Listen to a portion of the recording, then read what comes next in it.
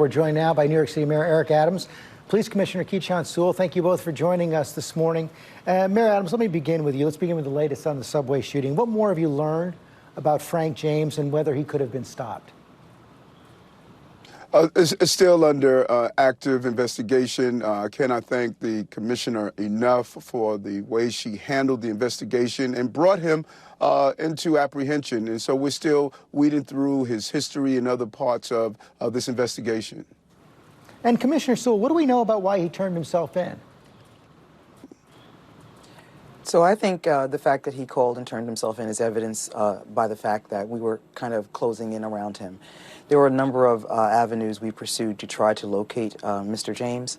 We disseminated his picture, made the strategic decision to disseminate his picture, and we had a number of people looking for him, hundreds of detectives looking for him.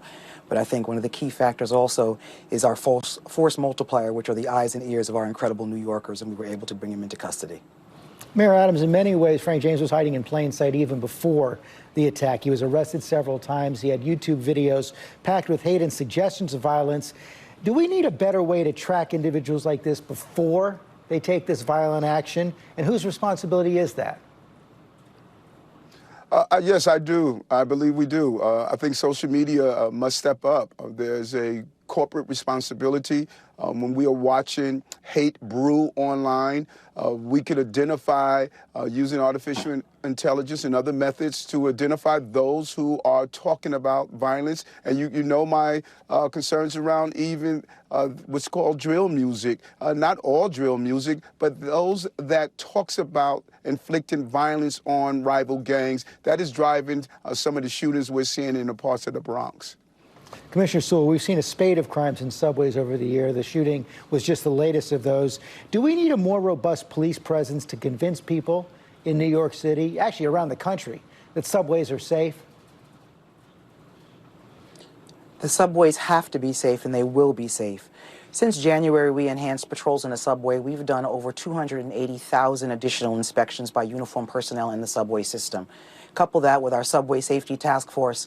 As it stands now, crime in the subway is actually below pre-COVID numbers. But last week, we graduated more recruits from the police academy, and we're surging more officers into the subway system. We recognize that people need to see a visible presence of police in the subway, and we're endeavoring to make sure that that happens.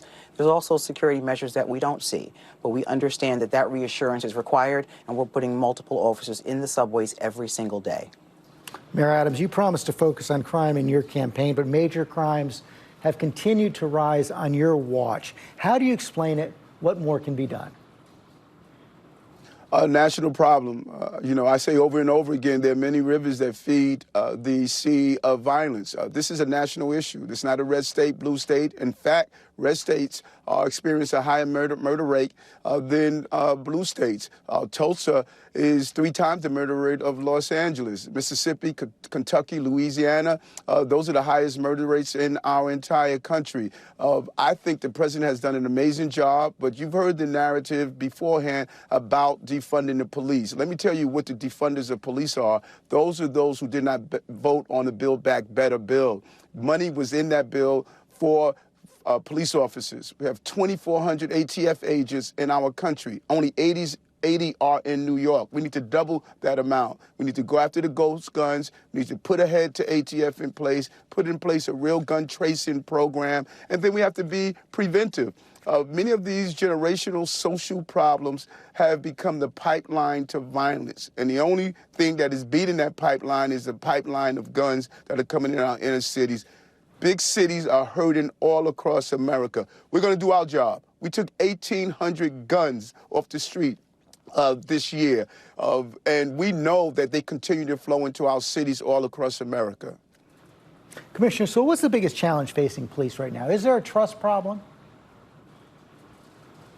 We work to rebuild trust every single day. We need to work with our communities, and we know that. So every single day, we have officers out there, I'm out there, rebuilding that trust with the community because we need them. And I think we keep saying that public safety is a shared responsibility. This recent case illustrates just that, and everyone came together. So we need to build strength in our communities with the police.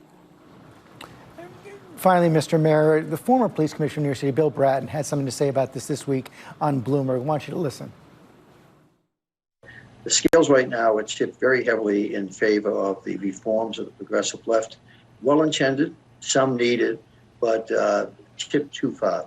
And what we have as a result is this growing fear of crime, this growing actual amount of crime, as evidenced in almost every major American city. Is Commissioner Bratton right?